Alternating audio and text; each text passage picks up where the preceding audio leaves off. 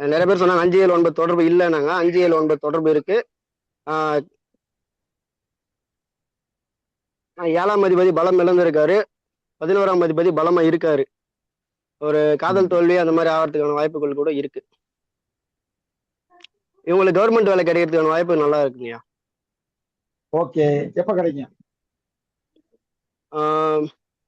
சூரிய புத்தியில கிடைக்கிறதுக்கு வாய்ப்பு இருக்கு. சூரிய புத்தி இல்லைன்னா 10ஆம் அதிபதி சனி சாரம் வாங்கியிருக்காரா. சனி புத்தியில கூட வர வாய்ப்புங்க இருக்குங்க. சரி, யோகம் இருக்கா? தோஷம் இருக்கா? இவங்க ஃபேமிலி தர்ம கர்மாதிபதி யோகம் இருக்கு. நான் கேட்கிற கேள்விக்கு மட்டும் கூட பதில் சொல்லுங்க. யோகம் இருக்கா? என்ன யோகம்? தோஷம் இருக்கா? என்ன தோஷம்? இவங்க வாழ்க்கை தர்ம கர்மாதிபதி யோகம் இருக்குங்கய்யா.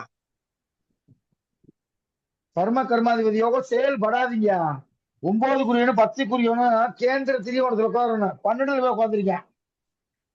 சேர்ந்திருக்காங்க, அதை வச்சு சொன்னேன். அப்படி சொல்லக்கூடாது.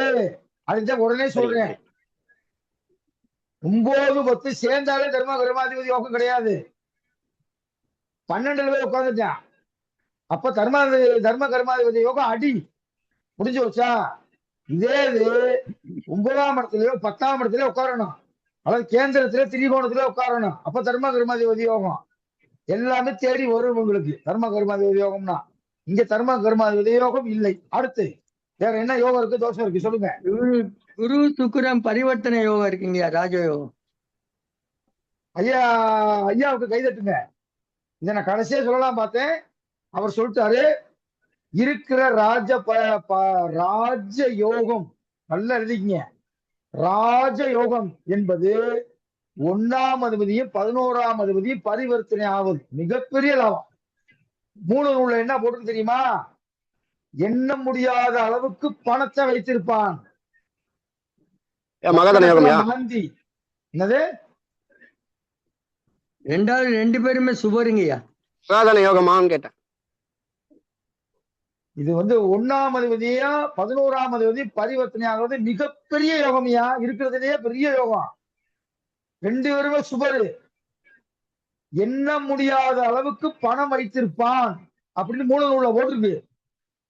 அதே நேரத்துல லக்கணத்திலையும் மாந்தி இருக்கு.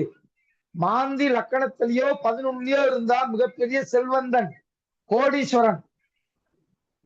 ஆனால் சொல்லுங்க பாப்பா அடுத்து.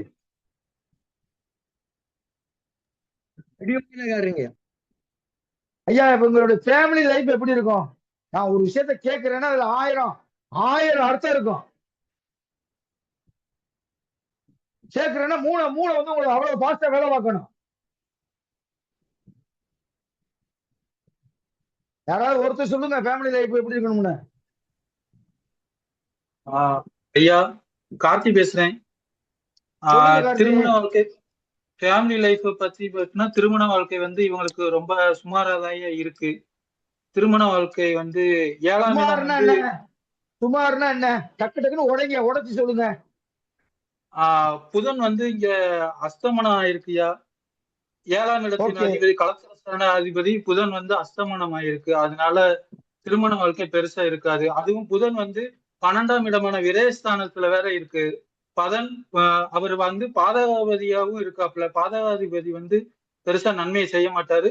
12ஆம் இடமான விரயஸ்தானத்திலையும் இருக்கிறதுனால அவங்களுக்கு திருமண வாழ்க்கை பெருசா இருக்க வாய்ப்பு ரொம்ப கம்மி தான் ஐயா. அது மாதிரி ரொம்ப சிம்பிளா கோயில சிம்பிளா பண்ணிடுவாங்களா? இல்லையா, கொஞ்சம் வாழ்க்கை ரொம்ப இதாத்தான் இருக்கும், மோசமா தான் இருக்கும். அப்படி சொல்லுங்க, விஷயத்துக்கு வாங்க. ஃபேமிலி லைஃப் நல்லா இருக்குமா நல்லா இருக்காதா? ஃபேமிலி லைஃப் நல்லா இருக்காதுயா. அது போக குரு நீசமாயிருக்காருயா. குரு நீசமாயிருக்காரு. டிகிரி எல்லாம் பார்க்க கூடாது. அதனால குரு அவங்களுக்கு நீசமாயிருக்காரு. குரு கலத்திரக்காரகன் பெண்ணுக்கு. அதனால குரு நீசமாயி வாழ்க்கை அவங்களுக்கு பெருசா நல்லா இருக்கவே இருக்காதுயா. திருமண வாழ்க்கை நல்லா இருக்காது. இப்ப வயசு 21 வயசு ஆகுங்கனால மேக்சிமம் இவங்க திருமணத்துக்காக தான் உங்ககிட்ட காமிச்சிருப்பாங்க. திருமண வாழ்க்கை பெருசா நல்லா இருக்காது. Super very good. எழுதிங்க, நோட் பண்ணிக்கங்க. இப்ப திருமணம் சீக்கிரம் ஆகுங்கய்யா. ஆனா கல்யாணம் பண்றவங்க மனைவிக்கு அதிகமா செலவு மருத்துவ செலவு செய்யற மாதிரியான சூழ்நிலை இருக்கும் சார். நீங்க யாரு? நீங்க யாரு? நீங்க யாரு இப்ப பேசுறது? யாரு பேர் சொல்லுங்கம்மா. பேசுறது? பேர் சொல்லுங்கம்மா. கட்டும் திருவேணி சார். திருமேனியா? புதுசா வந்திருக்கீங்களா? சரி, ரைட். நல்லா தெரிஞ்சுக்கங்க. திருவேணி அம்மா, உங்களுக்கு லக்கணத்துல காது இருந்து கேக்குதா கேட்கலையா இந்த வீடியோ? அவருக்கு சார் கரெக்டா லக்கண கேக்குறாரு. திருவேணி அம்மான்னு சொன்னீங்க, அதுக்கடுத்து கேட்டதுக்கு பதில் சொல்லியே. அதுக்கடுத்து பேச மாட்டேங்கிறீங்க. லக்கணத்திலிருந்து 7ஆம் இடத்தின் அதிபதி 6, 8, 12 மறைந்தாலும் ராசிக்கு 7ஆம் அதிபதி 6, 8, 12 மறைந்தாலும் இல்லற வாழ்க்கை நன்றாக இருக்காது. நோட் பண்ணிக்கங்க. 7ஆம் அதிபதி கெடக்கூடாது. பெண்களுக்கு 7ஆம் அதிபதியும் 9ஆம் அதிபதியும் மிக மிக முக்கியம். பாக்கியம், செவ்வாய், இந்த 3 மெயின். ஒரு பெண்ணின் ஜாதகத்தில் 7ஆம் அதிபதி கெடக்கூடாது. இங்கே 7ஆம் அதிபதி புதன் 12 மறைந்தது ஒரு குற்றம். மறைந்த புதன் அஸ்தமனம் அடைந்தது 2வது குற்றம். புரிஞ்சு வச்சா? அதுக்கடுத்து ராசிக்கு 7ஆம் அதிபதி 1, 2, 3, 4, 5, 6, 7 சனி 8 மறைவு. சந்திரனுக்கு 12 மறைவு. லக்கணத்துக்கு 7ஆம் அதிபதியும் கெட்டு, ராசிக்கு 7ஆம் அதிபதியும் கெட்டால் அந்த பாயிண்டை 100க்கு 100 உறுதி என்று எடுத்துக்கொள்ளலாம். நல்லா கேட்டுக்குங்க. லக்கணத்துக்கும் பார்க்கணும், அதை உறுதிப்படுத்துறதுக்கு ராசிக்கும் பார்க்கணும். இன்னும் சில பேர் காலப்புருஷ தத்துவத்துக்கும் பார்ப்பாங்க. பார்க்க தேவையில்லை. காலப்புருஷ தத்துவம்ன்றது ஃபார் எக்ஸாம்பிள். அதை புடிச்சு தொங்க வேணாம். 3ஐயும் பார்க்க வேண்டாம். லக்கணத்திலிருந்து பார்ப்பது ஃபர்ஸ்ட்.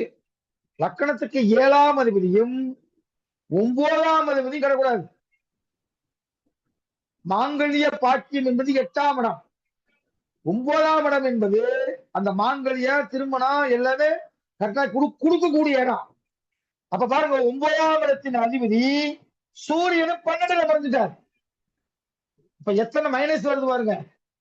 லக்கணத்துக்கு 7ஆம் அதிபதி புதன் 12ல் மறைந்தது ஒரு குற்றம். மறைந்த புதன் சூரியனை கூடி அஸ்தமனம் அடைந்தது ஒரு குற்றம். சந்திரன் ராசிக்கு 7ஆம் அதிபதி சனி, அந்த சனி 8ல் மறைந்தது ஒரு குற்றம். சந்திரா லக்கணத்துக்கு 12ல் மறைந்தது ஒரு குற்றம். ஆகவே இல்லற வாழ்க்கை அவ்வளவு சிறப்பாக இருக்காது. First point.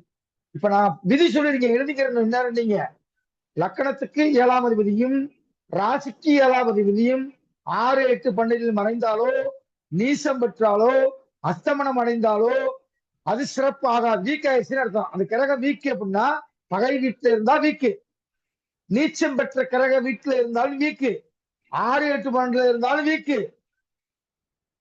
6, 8, 12 கிரகங்கள் பார்த்தாலும் வீக்கு, சேர்ந்தாலும் வீக்கு.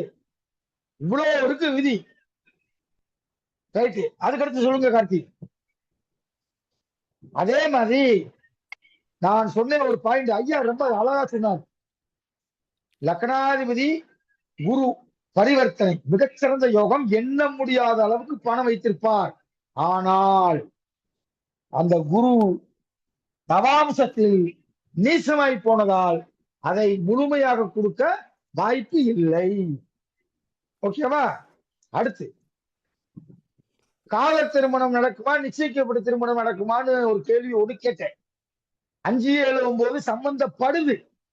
அப்ப காதல் திருமணம் செய்வதற்கு அதிக வாய்ப்புகள் உண்டு. சொன்னவங்களுக்கு வாழ்த்துக்கள். 2வது குரு சனி ராகு கேது. நல்லா கேட்டுக்குங்க. குரு சனி ராகு கேது இந்த 3 கிரகங்களும் சரராசியிலேயோ உபயராசியிலேயோ இருந்தால் இந்த பிள்ளை வெளிநாட்டில் சென்று திருமணத்துக்கு பிறகு வாழ்க்கையை ஓட்ட வேண்டிய சூழ்நிலை ஏற்படும். பாருங்க, இங்க குரு எங்க இருக்கு? சரராசியில இருக்கு. ஒவ்வொன்னா போட்டுக்குங்க. சனி சரராசியில இருக்கு. ராகு கேது எங்க இருக்கு? உபயம். அப்ப சரத்திலையும் உபயத்திலையும் இருந்தால் அவர்கள் வெளிநாட்டில் சென்று குடித்தனம் நடத்துவதற்கு வாய்ப்பு உண்டு. அது மாதிரி உபய லக்கணத்துக்கு லக்கணத்துல 20 டிகிரியிலிருந்து 30 டிகிரிக்குள்ள இருந்தா லக்கண வலிமை என்று சொன்னேன். இது உபய லக்கணம். இந்த உபய லக்கணத்துல யார் மைக் ஆன் பண்ணி இருக்கிறது? ஆஃப் பண்ணுங்க.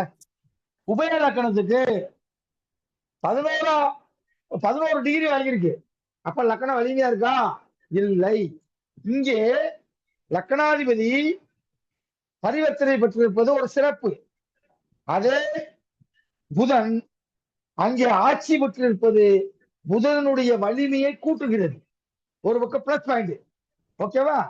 அதுக்கு அடுத்து விடுபட்ட கருத்து நான் அப்புறம் சொல்றேன். சொல்லுங்க, வேற என்ன யோகம் இருக்கா? யோகம் இருக்கா? தோஷம் இருக்கா? சொல்லுங்க ஐயா வணக்கம். கேது வந்து வணக்கம் உபயராசி, சொல்லுங்க. கேது வந்து உபயராசியில இருக்குது.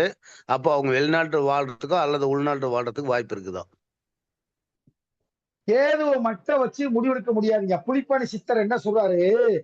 குரு, சனி, ராகு, கேது இந்த 4 கிரகத்துல 3 கிரகமாவது சரம் உபயத்தில் இருந்தா வெளிநாடு செல்வான். வெளிநாட்டுக்கு செல்லக்கூடியதுல ஒரு 10 விதி இருக்குங்க. 3 நூல்ல மொத்தம் அவ்வளவு விதி இருக்கு.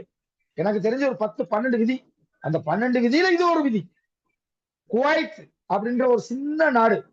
நான் அந்த நாட்டுக்கு 2018ல வந்து அந்த நாட்டுக்கு நான் போயிருந்தேன். குவைத்னு ஒரு நாடு. அங்க ₹1 பிச்சை எடுத்தாலும் நம்ம ஊர் காசுக்கு 256 ரூபா. ஒரு நாளைக்கு 10 பேர் ₹1 போட்டா நமக்கு 2500 ரூபா நம்ம ஊர் காசுக்கு. ஒரு கேடின்னு வாங்க, குவைத் தினார். அது ₹1 அங்க வாங்கின சம்பளம் உலகத்திலே அதிகம். டாலர் அந்த கேடின்றது.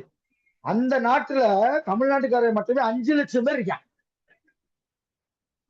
ஒரு 60வது மாடியில ஏறி இப்படி பார்த்தோம் அப்படின்னா மொத்தமே ஒரு டிஸ்ட்ரிக்ட் அளவுல ஒரு நாடு. ஆனா அதோட மணி வேல்யூ ஒரு கேடிக்கு 256 ரூபா. நான் 2018ல போறப்பயே நான் ஒரு 20 நாள் அந்த நாட்டுல பேசுறதுக்காக போயிருந்தேன். அப்ப இது ஏன் சொல்றேன்னா, அந்த நாட்டுல தமிழ்நாட்டுக்காரன் மட்டும் 5 லட்சம் பேர் இருக்கான். அந்த 5 லட்சம் பேர்த்துக்கும் இந்த 11 விதிக்குள்ள ஒரு விதி இருந்தா தான் போக முடியும். இல்லாட்டி வெளிநாட்டுல போய் வாழவே முடியாது. வெளிநாட்டுல வாழுவது என்பது யோகம் அல்ல, தோஷம். பரதேசம் போவான் அப்படின்னு தான் 3 நூல்ல போட்டிருக்கோம். பரதேசம் போவான்னா தாய் தகப்பெல்லாம் விட்டு பிரிஞ்சு வருவேன்னு அர்த்தம். இப்ப பரதேசம் போறது தோஷத்தை யோகமாக நீங்க நம்ம கருதிக்கிட்டோம். அது ஆக்சுவலா தோஷம். ரைட். வேற என்ன யோகம் இருக்கு இதுல? சொல்லுங்க. உங்களுக்கு ஒரு வாய்ப்பு கொடுத்துருக்கீங்கன்னா அந்த வாய்ப்பை பயன்படுத்தணும். சொல்லுங்க. தப்பா இருந்தாலும் பரவாயில்ல. தப்பு பல தடவை தப்பு பண்ணினாங்க, ஒரு தடவை நீங்க ஜெயிக்க முடியும். எங்க நம்ம ஒருவேளை தப்பா சொல்லிடுவோமோ அப்படின்னு நீங்க நினைச்சீங்கன்னா கடைசி வரைக்கும் நீங்க சரியா சொல்ல முடியாது. சொல்லுங்க. சூரியனுக்கு 2 பக்கமும் கிரகம் சுபர் இருக்குது. சுனபா யோகம், அனபா யோகம், துருபா யோகம். 2 12 கிரகம் இருந்தா என்ன யோகம்? 2 12 கிரகம் தான் சுனபா யோகம், 2 கிரகம் இருந்தால் அனபா யோகம். இருபுறமும் இருப்பது 2 பக்கமும் இருக்கு. 2 பக்கமும் இருக்கு மேடம். இதுக்கு பேர் என்ன யோகம்? துருபா யோகம். சுபகர்த்தாதி யோகம். சுபகர்த்தாதி யோகம் என்பது சரியான பதில். அதை விட துருதுரா யோகம். 2 பக்கம் இருந்தா நீங்க அனப யோகம் சுலபா யோகம் சொல்ல தேவையில்லை. துருதுரா யோகம். துருதுரா யோகம் என்பது பொருள், காசு, பணம் எல்லாமே வந்து சேரும். அதை விட சூரியன் என்பது அப்பா. அப்பாவின் ஆயுசு தீர்க்கம் என்று பெயர். நோட் பண்ணிக்கங்க. சந்திரனுக்கு இருபுறமும் சுவர்கள் இருந்தால் அம்மாவின் ஆயுசு தீர்க்கம். சுக்கிரனுக்கு இருபுறத்துல சுவர்கள் இருந்தா மனைவிக்கு ஆயுசு தீர்க்கம். குருவுக்கு இருபுறமும் சுபகிரகங்கள் இருந்தால் பிள்ளைக்கு ஆயுள் தீர்க்கம். சூரியனுக்கு இருபுறத்திலும் சுவர்கள் இருந்தால் தந்தைக்கு ஆயுள் தீர்க்கம். வேற என்ன தோஷம் இருக்கு, யோகம் இருக்கு? 1-5-9 பாத்தீங்களா? யாராவது 1-5-9 பாத்தீங்களா? சொல்லுங்க. 1-5-1 முரளிதரன் சார் சொல்லுங்க சார். சந்திரனுக்கு 2 பக்கமும் பாவர்கள் இருந்து தசை நடத்துறாங்க ஐயா. அதனால தாய்க்கு கண்டம் இருக்கு. தாய்க்கு சிக்கலை கொடுக்கும். எப்ப கொடுக்கும்? இப்ப நடக்கிற சந்திர கேது புத்தி. அல்லது இப்ப நீங்க சொன்ன மாதிரி சந்திர திசை நடந்துகிட்டு இருக்கு அப்படின்னும் போது கேது சந்திர கேது புக்தி நடக்குதுங்க. இப்ப வந்து சந்திர திசை ஆக்டிவ்ல இருக்கு. சந்திரனுக்கு ஒரு பார்வை எந்த இடத்த பார்க்கும்? சந்திரனுக்கு நேர 3ஆம் இடத்தை பார்க்கும். 3ஆம் இடம் என்பது என்ன? வெற்றி. புரியுதா? அப்ப பாவகிரகமா மாறிடுது. சந்திரன் பாவகிரகம் மாறிடுது. சந்திரன் சுக்கிரனுடைய சாரத்தை வாங்கியிருக்கு. சுக்கிரன் மாரகாதிபதி. அப்ப நேர இப்ப அவங்க எடுக்கிற காரியம் அனைத்து வெற்றியை கொடுக்குமான தோல்வியை தான் கொடுக்கும். இந்த திசையில நல்லா கவனிங்க. 3ஆம் இடம் என்பது நிலையான புகழ், வெற்றி ஸ்தானம். இதுல சந்தேகம் இருக்கா? நடிகர் விஜய்க்கு சுக்கிரன் வந்து ஆட்சி. எங்க ஆட்சி? யாக்கா தெரியுமா? சொன்ன போட்டு குரூப்ல 9 ஆட்சி. அப்ப 9ல இருந்து ஆட்சி பெற்றா அது நேரம் எங்க பார்க்கும்? வெற்றி ஸ்தானத்தை பார்க்கும். அதனாலதான் வெற்றி அடைஞ்சார். புரியுதா? இப்ப இவங்களுக்கு பாவக்கிரகம் தேய்விர சந்திரன் வந்து 9ல உட்கார்ந்துருக்கு. அந்த சந்திரன் சார வாங்கினவே சுக்கிரன். சுக்கிரன் இவங்களுக்கு மாரகாதிபதி. அப்ப சாரநாதனா கவனத்துல வைக்கணும். அப்ப நேரம் இப்ப பார்த்தாங்கன்னா இந்த நேரத்தில் அவங்க எடுக்கக்கூடிய காரியங்கள் அனைத்தும் தோல்வியில் முடியும். வெற்றியை கொடுக்குமான தோல்வியத்தை கொடுக்கும், கஷ்டத்தை கொடுக்கும், ஏமாற்றத்தை கொடுக்கும். எந்த கிரகம் திசை நடத்துகிறதோ அல்லது புத்தி நடத்துகிறதோ அதனுடைய பார்வைப்படக்கூடிய பாவகத்தை நீங்கள் கட்டாயம் கவனிக்க வேண்டும். நடிகர் விஜய்க்கு கன்னி லக்கணம் 9ஆம் இடத்திலே சுக்கிரன் உச்சம். இப்ப சுக்கிர திசை நடந்துகிட்டு இருக்கு அவருக்கு. அப்ப போட்டி வருது, அரசியல் என்ற ஒரு போட்டி வருது. அப்ப சுக்கிரன் வலிமையா நிக்கிறான். யாரு? பாக்கியாதிபதி. பாக்கியாதிபதி எப்படி இருப்பான்? ஆட்சி பெற்றான எப்படி இருப்பான்? பாக்கியத்தை வாரி வாரி குடிப்பான். நேரம் எங்க பாக்குறேன்? 9ல இருந்தா நேரம் 3ஆம் இடத்தை பார்க்கும். 3ஆம் இடத்தில் இருக்கக்கூடிய கிரகம் நேர 9ஆம் இடத்தை பார்க்கும். அப்ப 9ஆம் இடத்திலிருந்து நேர 3ஆம் இடம் என்பது அழியா புகழ் மற்றும் வெற்றி ஸ்தானம், முயற்சி ஸ்தானம். முயற்சி வெற்றியை கொடுத்துச்சா? சிஎம் போஸ்ட்ல உட்கார வச்சுச்சா? இப்ப நான் சொல்ற கருத்து நல்லா புரிஞ்சுக்கிட்டீங்களா? எந்த ஒரு திசை நடந்தாலும் புத்தி நடந்தாலும் அந்த திசாநாதன் புத்திநாதன் பார்க்கக்கூடிய பாவகத்தை ஒன்று அல்லது கெட்டது செய்வார். நல்லா தெரிஞ்சுங்க. ஓகே, அடுத்து வாங்க. அடுத்து இவருக்கு யோகம் இருக்கா? கார்த்தி சந்திரன் வீட்டுல சனி. கார்த்தி கோவில்பட்டி கார்த்தி என்ன ஒருத்தர் ஒரு ஆள் குறைஞ்சது ஒரு 5 பாயிண்டாவது சொல்ல வேணாமாப்பா?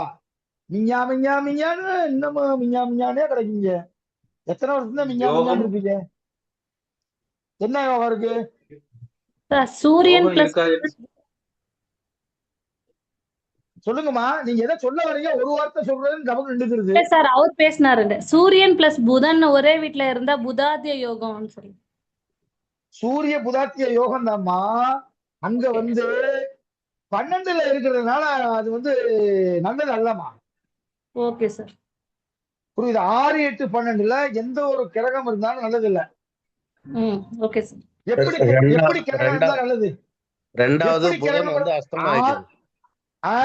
அஸ்தமனம் ஆயிடுச்சு. அஸ்தமனம்னா செத்து போச்சு, முடிஞ்சு போச்சு. புதனுடைய காரகத்துவமே போச்சு.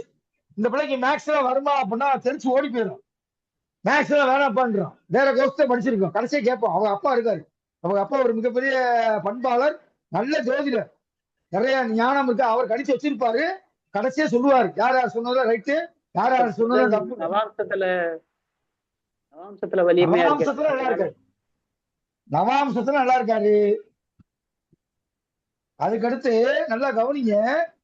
ஒரு கிரகம் அப்படி வரிசையா இருந்தாலே இதுக்கு பேர் கிரகமாலியா யோகம் பேரு. நவாம்சத்துல உச்சமா இருக்குல்ல சார், நம்ம ராசி கட்டத்துக்கு பார்க்கும்போது நவாம்ச கட்டம் தானே சார் ஃபர்ஸ்ட் எடுத்துக்கணும். அப்போ வந்து நம்ம 7ஆம் பாவக அதிபதி புதன் வந்து எல்லாரும் வந்து 12ல இருக்கிறாரு சொன்னாலும் அடுத்த இது வந்து நம்ம நவாம்சத்தை பார்த்து தானே சார் முடிவு பண்ணணும். அதுக்குதான் நான் அப்பா சொன்னேன்ல, இங்க வந்து அவர் அஸ்தமனம் அடைந்தாலும் நவாம்சத்துல நல்லா இருக்காருன்னு தானே அப்பா சொன்னேன். இருந்தாலும் 12ல இருப்பது முழுத்துவமான நன்மையை தரமாட்டார். புதன் 7க்கும் 10க்கும் உரியவர். கலஸ்திர ஸ்தானாதிபதியும் அவர் தான், ஜீவன ஸ்தானாதிபதியும் அவர் தான். இந்த கலஸ்திரத்தையும் ஒழுங்கா கொடுக்க மாட்டாரு, ஜீவனத்தையும் ஒழுங்கா கொடுக்க மாட்டார். சஃபர் ஆயிருக்கு. அங்க நல்லா இருக்கு, ஆனா இங்க சரியில்லையே. அது கொடுப்பாரு. இந்த இது மாதிரி ஏதோ ஒரு படத்துல வரும் ஆனா வராது, அது மாதிரிதான் இது வந்து தரும் ஆனா தராது. புதன் அப்படி இருக்கு இங்க. அதுதான் ஐயா, அடிப்படை சரியில்லைன்னும் போது மேல வர கிளைகள் எதுவுமே சரியா இருக்காது அப்படின்றது உண்மை. அது திருவேணி அம்மாவுக்கு தெரிவிச்சிடும். அதுக்குதான் நான் சொன்னேன் 12ல யாருமே சொல்ல மாட்டேங்கிறீங்க இன்னமும் கிரகம் எங்கெங்க இருக்கணும்னு முதல் அதே போட்டேன். 100 கேள்விக்கு விடை கண்டுபிடிக்கிறதுல என்னுடைய முதல் கேள்வி அதே. அதுவே உங்களுக்கு தெரியலாட்டி நீங்க பலன் பார்த்து வேஸ்ட். இங்க சூரிய எடுத்து சொல்லணும் சாயா, லக்கணத்துல இருந்து எடுங்க. அப்படி லக்கணத்துல இருந்து எடுக்கணும். இது வரிசையா இப்படி எடுங்க. சுக்கிரன் லக்கணத்துல இருப்பது சிறப்பு. 2ஆம் இடம் 3ஆம் இடம்